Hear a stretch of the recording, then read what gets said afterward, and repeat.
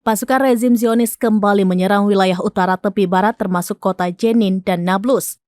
Sejumlah tentara Israel dalam kondisi kritis dan terbunuh.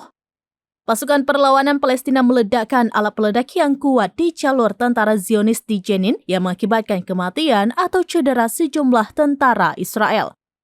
4 tentara unit Magelan Israel dilaporkan terluka di kawasan Al-Jabariyat, kota Jenin di tepi barat. Dikutip dari Al-Mayadin, 2 diantaranya dalam kondisi kritis. Selain itu, seorang tentara wanita Zionis tewas terkena ledakan perlawanan selama penyerbuan Jenin. Media Israel mengatakan tentara wanita yang terbunuh di Jenin bekerja di pasukan khusus dari penjaga perbatasan. Setelah banyaknya korban luka dan tewas, sebuah pesawat tentara Israel diterjunkan untuk mengevakuasi korban. Operasi berlanjut selama beberapa jam untuk menarik kendaraan dan sisa-sisanya.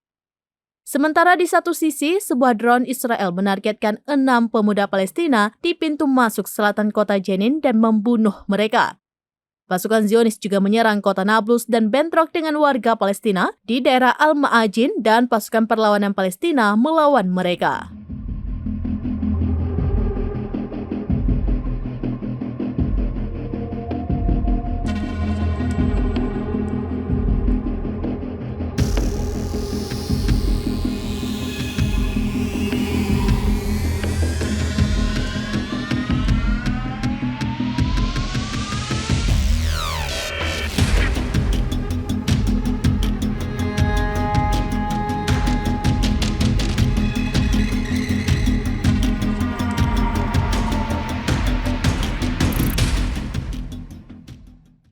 Download Tribun X sekarang, menghadirkan lokal menjadi Indonesia.